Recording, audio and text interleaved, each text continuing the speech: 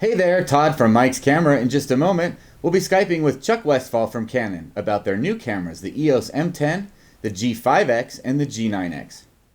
I'm here with Chuck Westfall from Canon. We're here to talk about Canon's new three cameras, the EOS M10, the G9x, and the G5x. I'll let you start with the camera you'd like to talk about first, Chuck. Okay, thanks very much, Todd. First camera we're going to be talking about is the new EOS M10. And as you may have read about or heard, this is basically a new model for the M series that's going to slot below the M3 that we introduced earlier this year. It's the second current model in our M series line of interchangeable lens mirrorless cameras. We're targeting this camera primarily towards entry-level users, and we divide that into roughly three categories. Smartphone users, first of all, who are interested in photography, would like to improve the quality of what they're able to achieve. Second is compact camera users who are looking to step up to a camera with interchangeable lenses but may not want to get involved with the bulk or expense of a digital SLR. And then the third group is basically the first-time mirrorless camera users who are looking for a camera that has the Canon level of ease of operation, image quality, and all those good things. Cool. So, Sorry to interrupt. That segment of new people discovering photography through their smartphone. This could be a really good option for them as they learn about photography and see how limiting the phone is. They discover that they want to make better pictures, and what better small, easy option than a little mirrorless Canon camera. yeah, and I guess one of the other things that we need to point out right away is that this is a camera that has built-in Wi-Fi and NFC, and is also available. We have a free app that gets installed onto either an iOS or an Android, so that the ability to transfer the images from the camera into the device is built in right at the outset. So that's really a good thing. They kind of exist together as opposed to being separate universe. What's the app called? Camera Connect. Okay. So if you just look it up in either the App Store on iOS, or if you look it up in Google Play under Canon Camera Connect, you should be able to find it. Okay. It actually works with a whole lot of our digital cameras now, because these are among many others now that have the Wi-Fi feature built in or can be added as an accessory. Oh, great. Okay. And there's also a new lens with that EOS M10, correct? Exactly. So let me pull the camera back up here again. I wanted to show you essentially what this is about. This is a 15 to 45 millimeter lens that equates to a 24 to 72 millimeter equivalent. It's an f3.5 to 5.6. It has image stabilizer built into it, and it also has the stepping motor technology, which makes it very, very quick and very quiet. So great for video, because you won't hear the focusing motor when it's operating. But the thing that makes this lens a little bit interesting for us is the fact that it's the first one that is actually a retractable lens. Okay. So when it's being stored, the lens gets a lot smaller. And just as a point of comparison, here is, hopefully you can see a little bit better, Sure can. the difference in size between the 18 to 55 lens that I have on the M3, which doesn't collapse, versus the 15 to 45 on the M10 here that does. And I think that this lens actually is a really good option for the M series, generally speaking, because of the wide angle capability, if nothing else. I like that idea of that range as opposed to the 28 to 85 type range that you have on the 18 to 55. Yeah, it's a little bit more versatile. Yeah, so that's one of the lenses that we highlighted when we introduced this camera. It's going to be available in a kit with the M10, but it's also going to be available as a separate piece for anybody who might have purchased another M camera and is interested in trying this lens out. Excellent. Okay. Is there anything else we should talk about with that camera before we move on? Yeah, we do have actually several things that I'd like to mention. So just briefly, Sure. The feature level that we have on the M10 is similar to a camera called the M2 that was announced about a year or two ago that did not make it into the United States. Okay. And of course, this camera does. So what that really means right now is that it has, for example, on M10 as well as M2, it has 18 megapixel APS-C CMOS. Both cameras have that. It also has the hybrid CMOS AF2 That's the sensor embedded autofocus system in this camera, which is actually quite good. It covers roughly 80% of the picture area on the screen, which is it's a reasonable amount.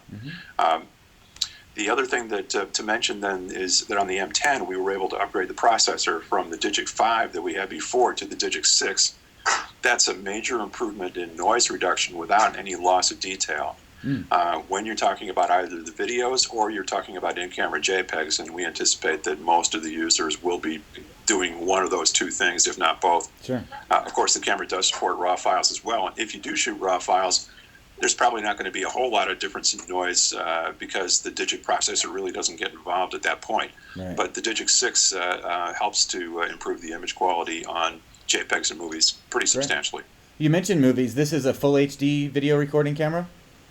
That's correct. And so this camera is designed to go up to 30p on the 1080, but it is a world camera, which means that it can also do the 25p for the European countries, and it can do 24p as well. So for people who want to do more like a cinematic effect, that's available. If somebody needed to shoot in 60p, it is available, but it has to be done at the 720p resolution. Okay, great.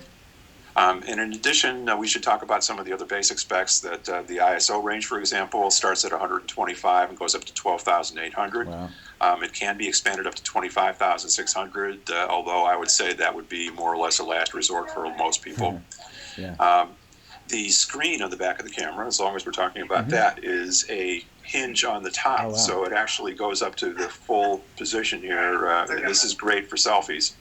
And in fact, we actually have put a feature into the camera that basically allows you to adjust things like the skin smoothness and skin brightness with the little slider on the touch screen here. Ah. So it's it actually does go beyond just a plain image. It actually gets into some of the more sophisticated types of image processing. That's great, and I'm glad you mentioned that it is a touchscreen camera. That's a significant... and the touchscreen, and for anybody who's tried the other Canon cameras that have that feature, looking cameras like the 70D, for example, and also the Rebel, for example, they know that basically it's a very high level of performance, and this shares that capability. Yeah, that's great. I think particularly for the audience you're targeting with this camera, they're so used to their touch screens on their phones that it's a natural thing to want to touch the screen on the camera. So that's a really good benefit. Yeah. And one of the things here, too, that we should mention is that we've got a feature in here that actually goes a little bit beyond what most of the smartphones will do, which is that you can touch the screen anywhere that you want, and the camera will automatically focus where you touch. Oh, nice. And then if you set up the camera to enable the feature called Touch Shutter, it'll actually fire the camera as soon as the focus has been achieved. Oh, that's really great. One touch? It's a really quick and easy way to be able to get the shot that you wanted.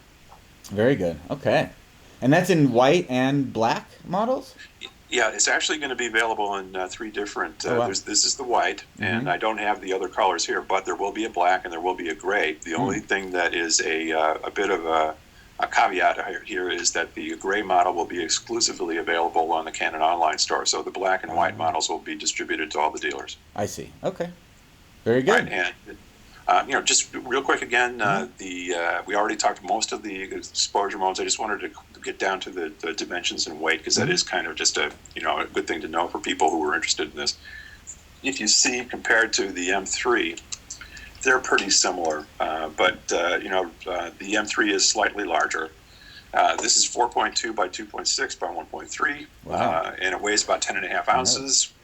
It uses the LPE12 battery, which is a Rebel type battery, same thing that goes into the T6S. And it weighs that with the battery pack and the SD card installed. We're expecting to be able to have this camera out in the market at least by November. Oh, very good. In time for the holidays. Yeah. Yeah, that's a pretty big battery too. I think that should give you some pretty decent battery life. Oh, nice. Yeah, we're looking at least I would say somewhere in the vicinity of 250 shots or so for most people. If you're pretty careful, you might get up to 300. Okay, so about a day's worth of picture taking. Yeah. One other thing that I'll point out real briefly is that you do have this flash here, and if you notice, if I pull it back with my finger, I can actually get it to be a bounce flash. Wow. So for people who want to be able to play with that feature, if they've got a ceiling that's close by, that they might want to play with it and see what they like. Yeah, it'd be great for a wall with a in a portrait orientation too.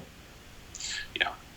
Yeah. So it really there's a lot going for this camera. The fact that it has a good level of image quality, has access to all the EFM lenses as well as all the EF and EFS lenses, but in that particular case, there is a mount adapter available for it. So that's something that we've had in the line. It's nothing new, but it certainly is compatible with this model as well. Okay, so that's important for Canon users who have an investment in some lenses. Maybe they're considering a smaller body with just an adapter. They can use all those lenses that they have and this new smaller body.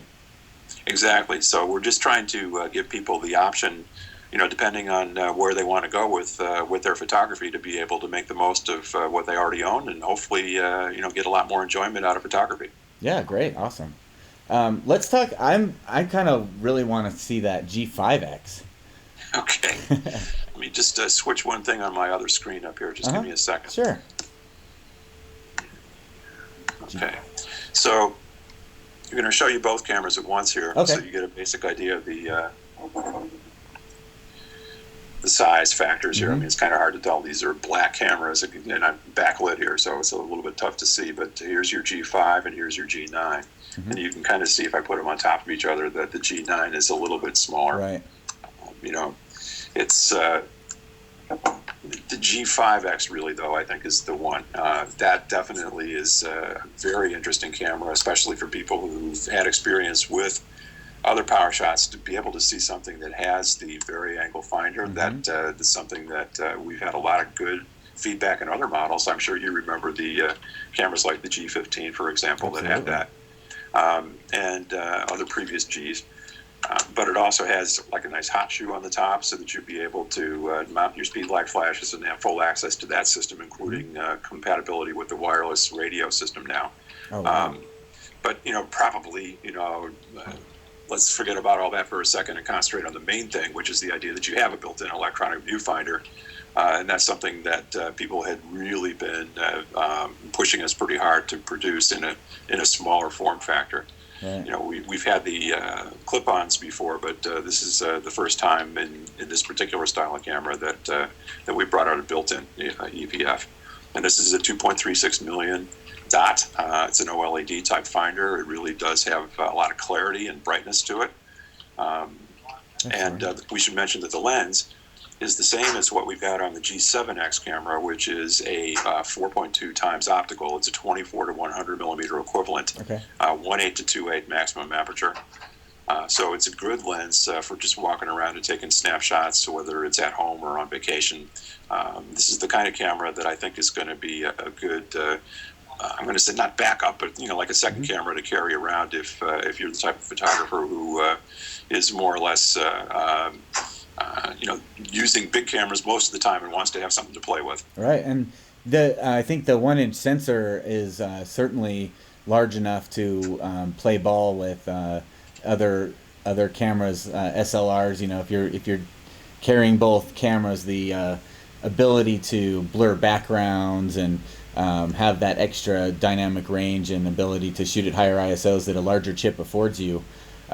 So both of those new G cameras are using a 20 megapixel 1-inch sensor? Yeah, that's exactly right, and it's the same exact chip that we had in the G3X as well as the G7X. So with these two new cameras, the 5 and the 9, now we have a pretty full lineup of 1-inch. Plus, at the top of the G series, the G1X Mark II, which has even a bigger sensor at 1.5-inch. Right. So the idea with the 1-inch, though, as you mentioned, I mean, it's clearly going to produce a better image quality than the smaller chip cameras, like, for example, the G16 or the S120. Here, in the case of the G9X, for example, you've got a camera that is virtually the similar size to an S120, and yet it has the 1-inch sensor instead of a 1/1.7. So it's really got some advantages that way. I'm showing the chrome body with the leather tone accent on it, but we also have the same camera available as a black body model as well. Wow. And they'll both be, of course, at the same price point. Yeah, that G9X is in chrome and that brown leather is very attractive. Yeah. So essentially, the G9X is like the G5X, but minus the viewfinder and the vari-angle screen. Yeah, it's got the flat screen on the back, so a basic, very small, compact camera that you can easily put in your shirt pocket, Sure. no problem. And the other thing about it is the lens is, instead of the 4.2x, it's a 3x, and so the equivalent focal length range is 28 to 84, and the equivalent aperture is 2.0 to 4.9. So that kind of is in the same ballpark as cameras like the S120 as far as the lens aperture is concerned. But the fact of the matter here with the 1 inch as opposed to the smaller sensor, you're getting a really nice bump in especially low light image quality. Very good. Those are exciting cameras. Yeah, so I mean, you guys will decide, what you're going to do in terms of pricing and so on. So I won't dwell too much on that. But certainly, I think the main point to say is that these cameras are designed to be affordable and very, very, competitive out in the market. So, we're looking forward to getting some good reaction. We're looking forward to as well. I think that without mentioning prices, they do pose a very good value to consumers. They pack a lot of features. Picture quality will be superb. They will be available at mikescamera.com as well as our stores in Northern California and in Colorado. Thank you, Chuck. It's been really great to catch up with you and look at these new cameras. We'll look forward to doing this again next time you guys have a very cool camera launch. Well, we appreciate the opportunity, and thanks for reaching out. I guess the last thing I'd like to mention real briefly, if I could, is that anybody who's interested in learning more about these products is welcome to come visit us on our website at usa.canon.com, and we've got the full story on all the new power shots as well as every other Canon camera at that site. Okay, very good. And Chuck, these cameras will be at the Photo Plus show this week for people to try if they're in New York? That's exactly right. Even if they can't necessarily purchase everything all at once, but they'll be out to the stores very, very shortly right after that. Oh, very good. So some maybe like early mid-November. Yeah, they should be out by then, and some of them will actually come out towards the tail end of this month. So, we're looking forward to getting it out there. And in the meantime, anybody who comes to the show will be able to touch and try. Excellent. Thank you so much, Chuck. Thanks, Todd. Have a good one. You too. Bye-bye. That was a Mike's Skype with Chuck Westfall from Canon. For more videos like this, you can follow us on our YouTube channel, Mike's Camera TV, and please do follow us on social media at My Mike's Camera.